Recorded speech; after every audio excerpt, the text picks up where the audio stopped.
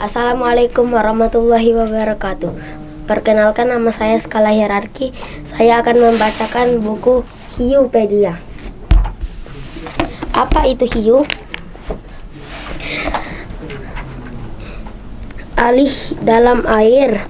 Hiu beradaptasi dengan sempurna untuk hidup dalam air. Sebagian dasar hiu memiliki tubuh berbentuk torpedo dan sirip yang kaku. Tidak seperti ikan bertulang, hiu tidak dapat melipat siripnya ke tubuh. Hiu menggerakkan sirip ekor yang kuat ke kiri kanan untuk bergerak di air, sedangkan sirip lainnya membantu menjaga keseimbangan dan mengendalikan posisi. Seperti kebanyakan ikan, hiu tidak menghirup udara langsung dan tidak punya paru. Hiu menggunakan insang untuk bernapas. Hiu malaikat. Perhatikan, hiu malaikat meluncur di air dengan anggun, dan kalian akan mengerti mengapa namanya seperti itu. Hiu malaikat memiliki tubuh gepeng dan sirip seperti sayap yang digunakan untuk meluncur. Hiu yang tidak biasa ini tampak mirip parit sepupunya secara evolusi.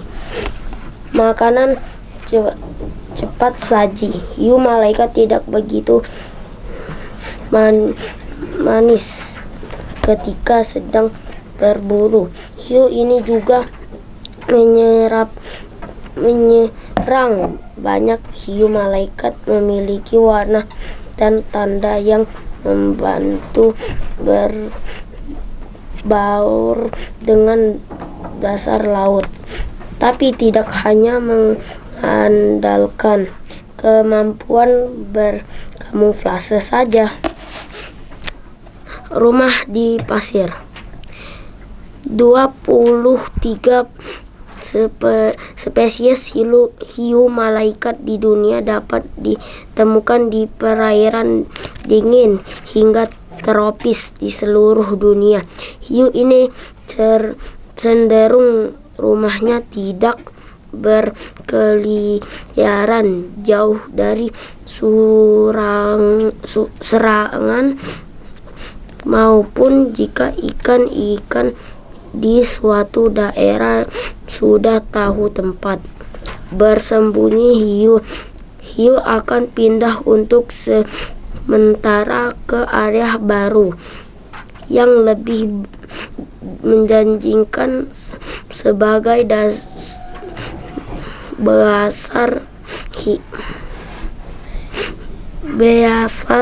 hiu malaikat tumbuh sampai panjang antara 1,5 meter hingga 2,1 meter dan dapat mencapai berat hingga 34 kg. Ikan kecil, kepiting, dan moluksa adalah beberapa makanan hiu malaikat. Apa perbedaan hiu malaikat dan pari? Hiu malaikat memiliki perbel seperti kumis dekat mulutnya yang digunakan untuk mendengar mangsa. Sirip dada hiu malaikat terpisah dari kepalanya. Hiu malaikat memiliki sirip ekor yang digunakan untuk pergerakan di air. Hiu malaikat memiliki celah insang di bagian samping kepala. Pari tidak memiliki perbel keseluruhan. Habis. Belum selesai satu tadi. Sudah dibuat panjangan. Karena ini kan yang panjang. Assalamualaikum warahmatullahi wabarakatuh. Nama saya Muhammad Hafiz Ardinal Syafril. Saya akan membacakan buku Ensiklopedia Mini Alam Semesta.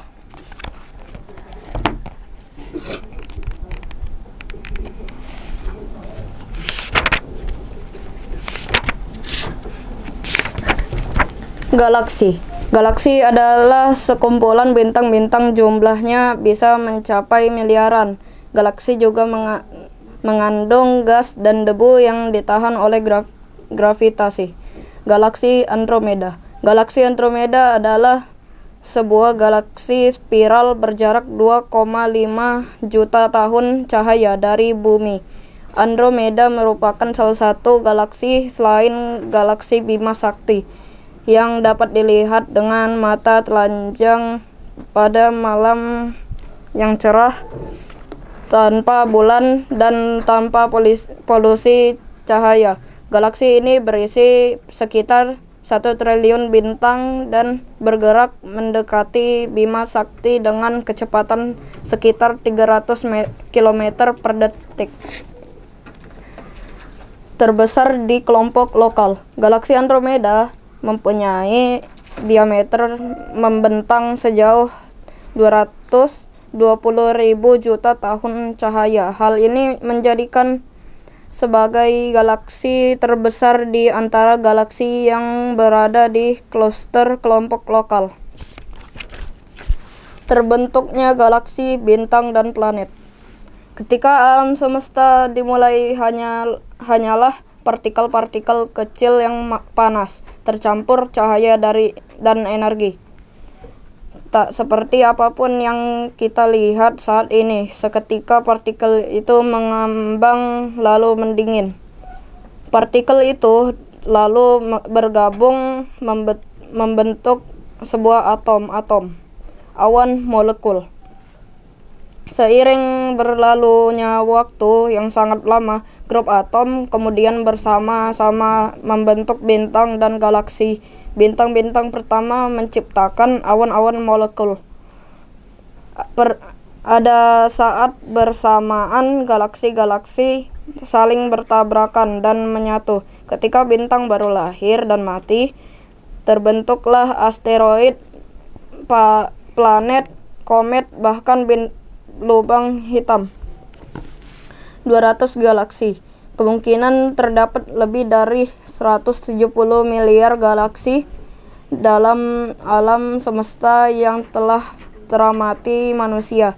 Karena alam semesta merupakan ruang tak terbatas, di masa depan kemungkinan lebih banyak galaksi yang bisa ditemukan oleh manusia. Galaksi Starburst. Hubungan atau interaksi antara galaksi-galaksi yang berdekatan dapat menyebabkan penggabungan yang terkadang meningkatkan jumlah pembentukan bintang hingga menghasilkan galaksi starburst. Galaksi Bima Sakti. Manusia tinggal di planet bumi yang berada di galaksi bernama Bima Sakti atau Milky Way. Bima Sakti berputar di alam semesta seperti kincir angin yang terbentuk dari 200 miliar bintang. Cahaya dari bintang terjauh di galaksi ini membutuhkan waktu selama 100.000 tahun untuk mencapai bumi. Galaksi berkumpul bersama dalam suatu cluster atau supercluster. Bima Sakti merupakan bagian dari suatu klaster yang terdiri dari 30 galaksi yang disebut kelompok lokal. Pendaran air susu. Galaksi ini dinamai Bima Sakti karena orang Jawa kuno melihatnya seperti bima yang sedang dililit naga. Dalam bahasa Inggris, galaksi Bima Sakti disebut Milky Way atau jalan susu karena bentuknya seperti pendaran air susu. Galaksi Bima Sakti berputar di alam semesta seperti kincir angin. Kata galaksi berasal dari bahasa Yunani galaxias, yang berarti sesuatu yang menyerupai susu. Matahari mengelilingi Bima Sakti. Di dalam galaksi Bima Sakti terdapat sistem bintang tata surya yang di dalamnya ada planet bumi. Jarak matahari ke pusat Bima Sakti diperkirakan mencapai 27.700 tahun cahaya. Matahari beserta benda langit yang mengelilingi di bawah serta oleh matahari mengelilingi Bima Sakti satu kali putaran diperlukan waktu selama 225 sampai 250 juta tahun dengan kecepatan 217 km per detik. Setelah pembentukannya matahari setelah mengelilingi Bima Sakti sebanyak 20 sampai 25 kali bertabrakan dengan Andromeda. Kadang galaksi terlalu dekat dengan galaksi lain sehingga saling bertubrukan. Galaksi Bima Sakti juga akan bertubrukan dengan galaksi terdekatnya, Andromeda. Tapi jangan khawatir, tubrukannya akan terjadi dalam 5 miliar tahun ke depan. Tapi walaupun terjadi, kita tak akan merasakannya karena galaksi sangat luas dan menyebar jauh sehingga bintang dan planet di dalam Bima Sakti tak akan saling bertabrakan dengan bintang dan planet dari Andromeda. Bentuk galaksi. Galaksi dikelompokkan berdasarkan bentuk visualnya. Bentuk yang umum adalah galaksi eliptis yang memiliki cahaya berbentuk elips. Sedangkan galaksi spiral adalah galaksi berbentuk cakram dengan lengan galaksi yang melengkung dan berisi debu. Lalu ada galaksi dengan bentuk yang tidak beraturan disebabkan gangguan oleh tarikan gravitasi galaksi terdekat. Galaksi eliptis. Galaksi eliptis memiliki sedikit struktur dan sedikit materi antar bintang sehingga mempunyai kecerahan yang halus. Galaksi eliptis didominasi oleh bintang tua yang beredar mengelilingi pusat gravitasi dengan arah yang acak. Bintang-bintang dalam galaksi ini memiliki sedikit unsur-unsur berat karena pembentukannya bintangnya sudah berhenti.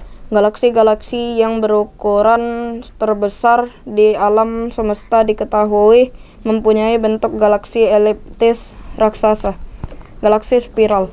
Galaksi spiral terdiri dari sebuah piringan bintang-bintang yang berotasi, materi antar bintang, serta sebuah tonjolan pusat yang terdiri dari bintang-bintang tua. Selain itu, terdapat lengan-lengan spiral terang yang menjulur dari tonjolan pusatnya dalam galaksi spiral. Lengannya membentuk pola. Sebagian besar galaksi spiral memiliki kumpulan bintang berbentuk batang lurus yang memanjang keluar dari daerah inti dan kemudian bergabung dengan struktur lengan spiral. Galaksi Bima Sakti merupakan salah satu galaksi spiral berbatang yang berukuran besar. Galaksi tak beraturan. Sesuai namanya, galaksi ini memiliki bentuk yang tak beraturan, tidak menyerupai galaksi spiral maupun galaksi eliptis. Secara keseluruhan, seperempat dari galaksi di alam semesta memiliki bentuk tak beraturan.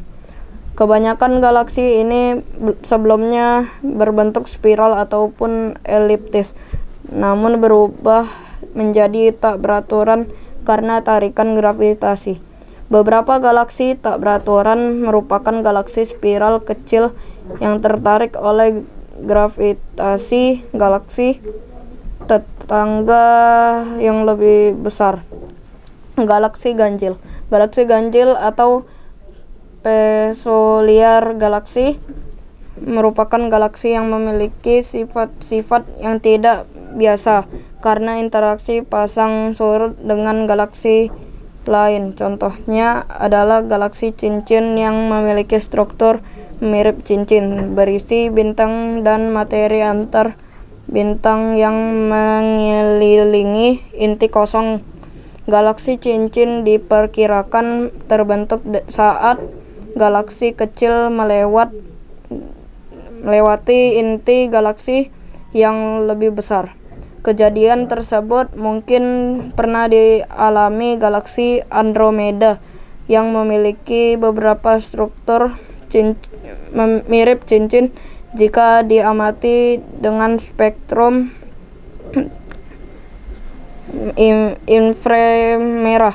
Sedangkan galaksi lentikular memiliki sifat baik dari galaksi eliptis maupun galaksi spiral dan memiliki lengan spiral yang samar-samar namun berisi bintang seperti galaksi yang berbentuk eliptis.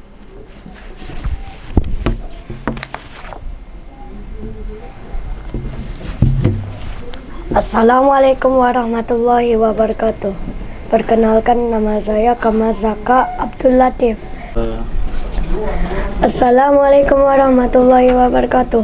Perkenalkan, nama saya Kamazaka Abdul Latif. Saya akan membaca menyusuri jejak 25 Nabi. Adam yang pertama mengelola bumi. Di manakah ini? Adam menatap sekeliling dengan perasaan heran dan sedih. Ia berada di tempat asing yang gelap dan dingin. Sepi, tak ada sedih. Sepi, tak ada kehidupan. Sungguh berbeda-beda dengan biasanya. Ketika ia terbangun di surga terang, nyaman, dan penuh keindahan surga yang disediakan oleh Allah Subhanahu wa Ta'ala untuk ditempatin Adam dan istrinya Hawa. Selalu tersedia makanan dan minuman yang lezat serta melimpah untuk makan sepuasnya. Namun kini kenikmatan itu telah lenyap. Adam terpekur nelangsa, teringat dengan kesalahan yang telah dilakukan. Ia melanggar aturan Allah dan malah mengikuti bujuk rayu iblis untuk memakan buah dari pohon terlarang. Adam kembali meruduk air matanya, tak lagi dapat ditahan. Ya Allah, hamba sungguh menyesal dengan apa yang sudah hamba lakukan. Ampuni hamba ya Allah. Adam terus bergumam. Adam menyadari pasti Allah Subhanahu wa Ta'ala sangat kecewa kepadanya. Ia adalah manusia pertama yang telah dibanggakan Allah di hadapan para malaikat dan iblis. Disebut sebagai makhluk yang paling pantas mengelola bumi. Allah pasti punya rencana bagaimana nanti Adam ini turun ke bumi dengan cara yang tidak nyaman. Adam lupa dengan peringatan Allah untuk menjauhi pohon terlarang karena Allah Subhanahu wa Ta'ala mengeluarkan Adam dan Hawa dari surga. Allah menurunkan Adam dan Hawa ke bumi dalam keadaan terpisah. Hawa diturunkan di Jeddah, sedangkan Adam diturunkan di puncak gunung Balza yang terletak di wilayah Dahna, negeri India. Konon gunung itu terkini dikenal dengan sebutan Gunung Adam. Telapak kaki Adam yang berukuran 1,8 meter meninggalkan jejak di sana. Ukuran kaki yang sangat besar karena Adam adalah manusia pertama yang Allah ciptakan. Postur tubuhnya sangat tinggi dan besar, sekitar 30 meter. Di puncak gunung itulah Adam menyesali kesalahannya. Ia sangat malu dan merasakan penyesalan mendalam. Ia terus menangis dan memohon ampun kepada Allah lewat doa yang terus ia lanjutkan.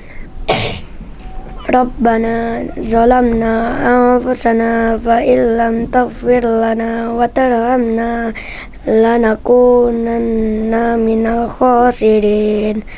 Wahai Tuhan kami telah mencelakakan diri kami sendiri. Jika Engkau tidak mengampuni kami dan memberi rahmat kepada kami, pastilah termasuk orang yang merugi. Tanpa merasa lelah dan bosan, Adam pun terus memohon ampun kepada Allah Subhanahu wa Ta'ala, sehingga akhirnya kesungguhan Adam dalam berdoa membuahkan hasil. Allah Subhanahu wa Ta'ala mengampuni kesalahan Adam. Lalu Allah memerintahkan malaikat untuk membimbing Adam mencari Hawa, istrinya. Adam yang badannya tinggi besar cukup berjalan kaki menyusuri perjalanan dari India ke Makkah. Saat itu belum ada makhluk lain selain Adam. Adam dan Hawa masing-masing saling mencari selama 40 hari. Hingga akhirnya mereka bertemu di sebuah bukit yang terletak di Makkah. Bukit itu terkini dikenal dengan sebutan Jabal Rahmah, yaitu Bukit Kasih Sayang, karena di sanalah Adam dan Hawa kembali bertemu dan saling menyayangi. Jabal Rahmah ini terletak di bagian timur kota Makkah. Di puncaknya terdapat tugu yang menandakan pertemuan Adam dan Hawa. Dan Hawa membangun keluarga dan menjalankan tugasnya sebagai khalifah.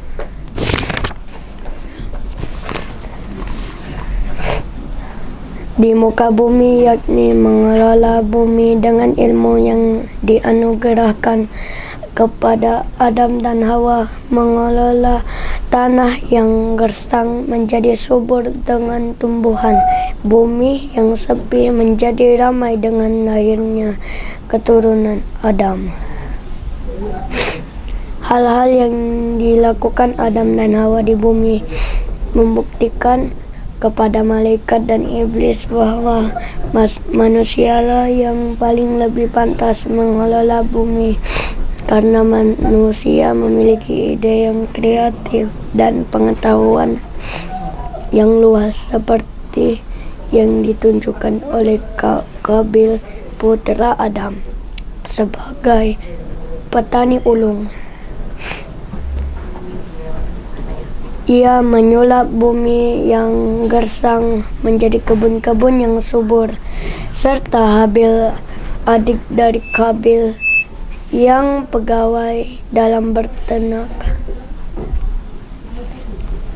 Berbeda dengan malaikat yang diciptakan tanpa memiliki keinginan dan hanya patuh kepada Allah Subhanahu wa taala, sedangkan iblis sesuai janjinya kepada Allah, ia akan terus menggoda Adam dan keturunannya. Oke, sudah selesai. 1, 2. Assalamualaikum warahmatullahi wabarakatuh. Perkenalkan, nama saya Akmal Jibrani Irsyad. Hari ini saya akan membaca 60 dongeng fabel sepanjang masa.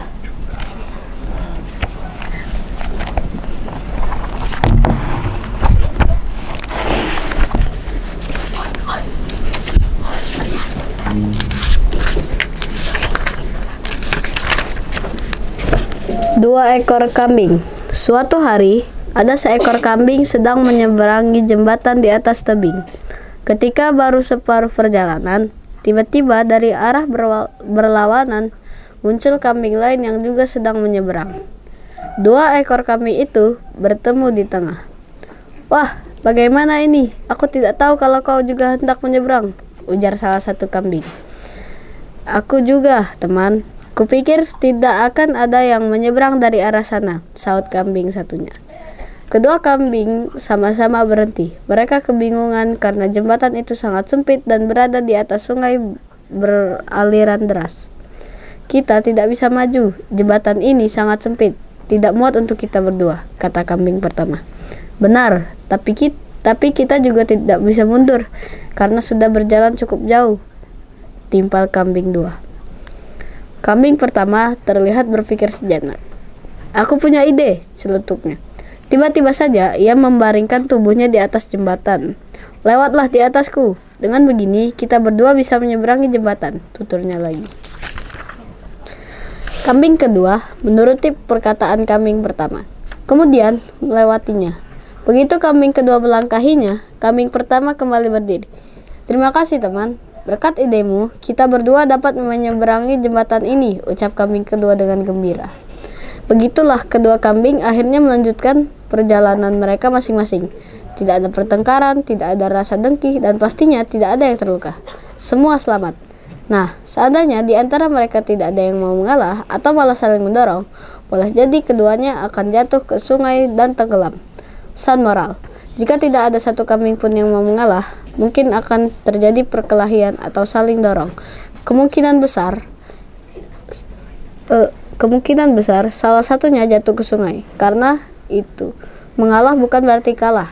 Meski sulit dilakukan, mengalah akan membawa banyak kebaikan.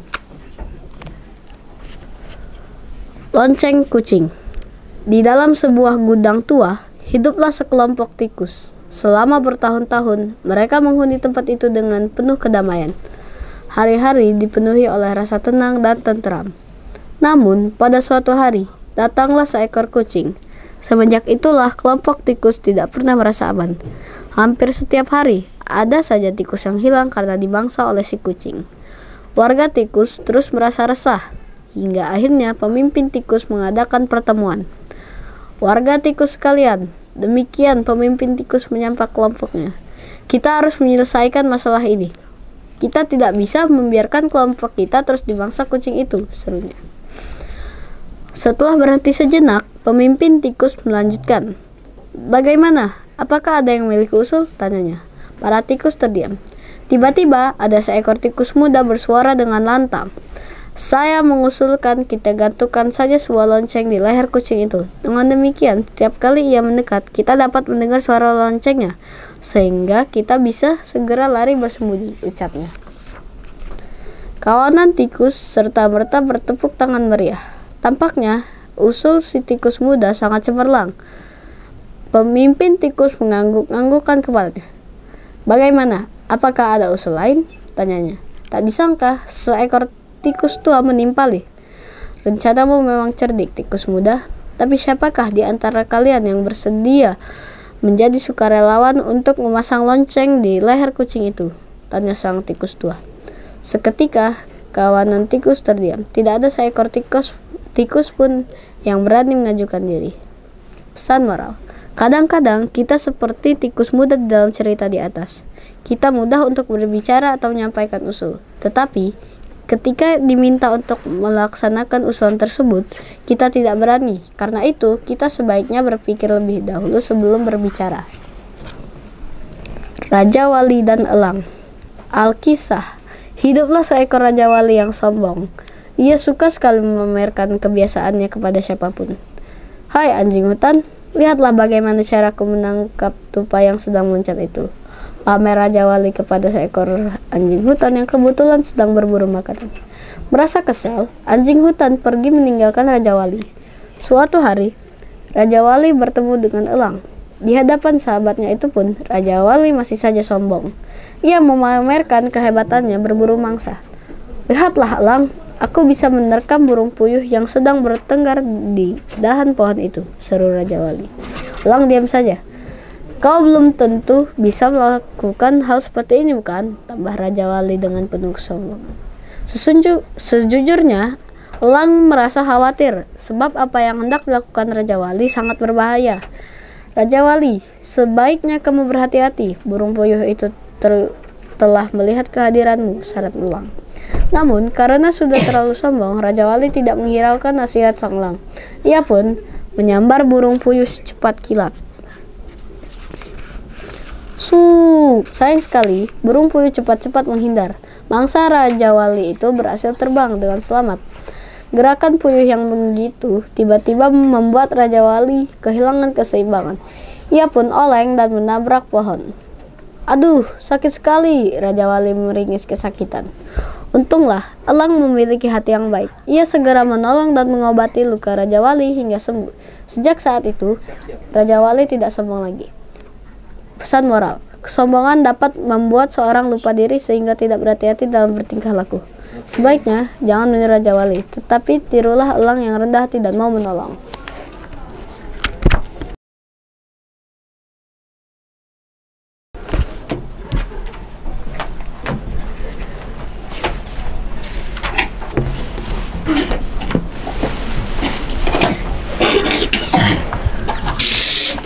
Assalamualaikum warahmatullahi wabarakatuh. Halo, nama saya Muhammad Khairan Giasa. Kali ini akan membaca komik Muslim Cilik Sayangi Bumi.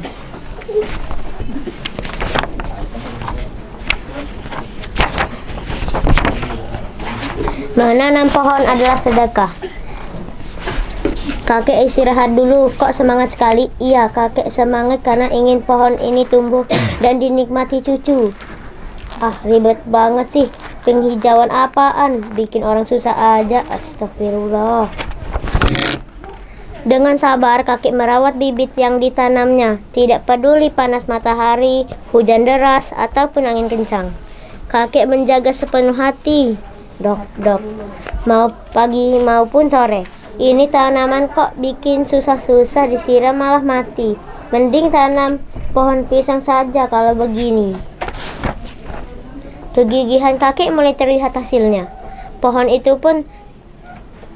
mulai tumbuh dengan sehat, bahkan sudah berbunga, dan kini berbuah lebat. Pohon kakek menjadi rumah bagi berbagai macam hewan. Pohon kakek pun menjadi tempat bermain bagi anak-anak, juga tempat piknik. Senangnya, alhamdulillah, pohon yang kakek tanam telah menjadi sumber kebahagiaan bagi banyak orang. Tak ada seorang muslim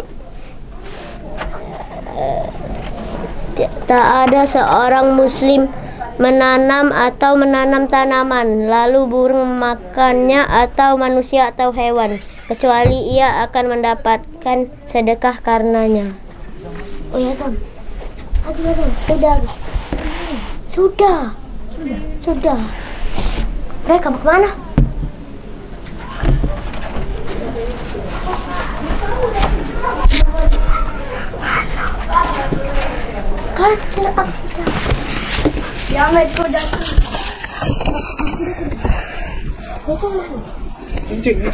Assalamualaikum warahmatullahi wabarakatuh. Perkenalkan, nama saya Muhammad Azamatul Rahman. Saya kelas 5 akan membacakan Kuthaibah bin Muslim. Suatu hari pada tahun 40 Masehi atau 60 Masehi, seorang bayi laki-laki lahir di Irak.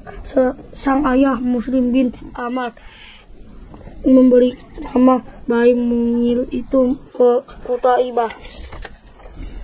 Qutaibah tumbuh menjadi anak yang cerdas dan kuat. Belajarnya dari Al-Quran, ilmu fikih, berkuda, memanah, dan menggunakan pedang. Di antara itu semua, Qutaibah paling menyukai pelajaran berkuda. Dan berganti tahun, Qutaibah kini menjadi seorang pemuda gagah,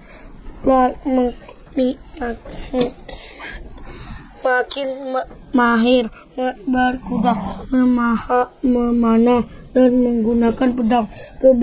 Keberanian dan keterampilannya itu memuatkan orang banyak. Saat itu Islam berkembang cukup pesat di Irak. Gubernur Irak memerintahkan rakyatnya laki-laki untuk berjuang mengembangkan wilayah Islam. Demikian pula dengan Qutaibah bergabung dengan pasukan Muslim Iran. Sang panglima perang Muhammad bin Abi Sharaf mengetahui berbagai keterbatasan yang dimiliki Qutaibah, kemudian mengajak Qutaibah menjadi sebagian dari pasukan. Bahkan Khalifah Abdul Malik bin Marwan mengangkat Qutaibah sebagai pemimpin di kota Rai dan Khurasan. Berkat ketentangannya itu, Qutaibah menerima tugas yang diberikan Khalifah. Dengan senang hati memimpin kota Rai dan Khurasan dengan tegas dan adil. Di samping itu, Qutaibah juga memulai menyebarkan Islam ke kawasan timur. Pada tahun 80 Masehi, Qutaibah dan pasukannya memasuki kota Taharistan. Pada tahun 87 sampai 90 Masehi, dia dan pasukannya memasuki kota Bukhara dan Uqdiyas. Mengirim suara kepada para pemimpin kota tersebut. Qutaibah meminta para pemimpin untuk memilih menjadi Muslim, membayar pajak pada umat Islam, atau berperang. Pada tahun 91 sampai 93 Masehi, Qutaibah dan pasukannya memulai berdakwah ke wilayah Sungai Gihun, Sijid, dan Khawarizm dan Samarkand. Tidak ada perlawanan berarti dari masing-masing wilayah tersebut kecuali di wilayah Samarkand. Pemuka agama Samarkand menolak Qutaibah dan pasukannya yang datang tiba-tiba tanpa pemberitahuan terlebih dahulu. Qutaibah memberi pilihan kepada penduduk lain antara menjadi Muslim, membayar pajak, atau berperang, tapi tidak kepada kami laporan pemuka agama itu kepada Amirul Mukminin Khalifah saat itu Umar bin Abdul Aziz. Kemudian mengangkat seorang hakim yang adil dari pasukan Qutaibah. Sang hakim mendengarkan keluhan pemuka agama kota tersebut, telah meminta penjelasan Qutaibah. Benarkah yang dikatakan oleh pemuka agama itu, wahai Qutaibah? Benar, wahai hakim, kami sangat datang tiba-tiba untuk menghindari pertempuran darah sehingga tidak banyak korban berjatuhan dari kedua belah pihak. Bukankah perang itu artinya tipu daya? Jawab Qutaibah. Engkau telah menzalimi mereka, wahai Qutaibah. Harusnya engkau tetap memberikan 3 pilihan itu kepada mereka. Hari ini juga semua pasukan muslim harus keluar dari negeri ini, lalu memberikan 3 pilihan dari kepada penduduk negeri ini. Aku pun akan ikut keluar bersama kalian. Putus sang hakim tegas. Qutaibah menerima keputusan hakim. Perang mengajak kesungkannya keluar dari kota Samarkand. Kemudian ia memberikan 3 pilihan kepada penduduk Samarkand. Penduduk Samarkand tajuk melihat kebijakan hukum Islam. Mereka akhirnya menerima Islam sebagai agama mereka.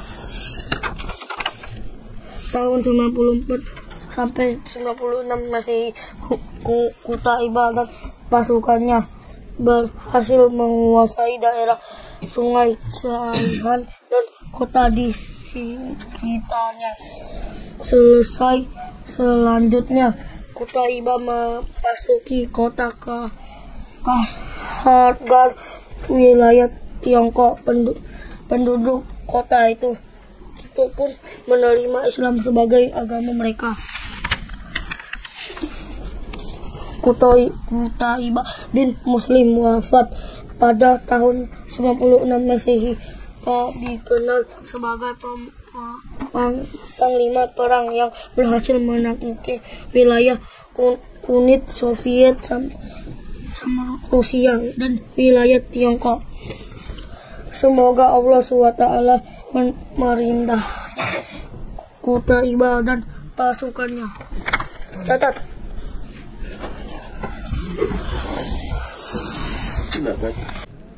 Jangan lupa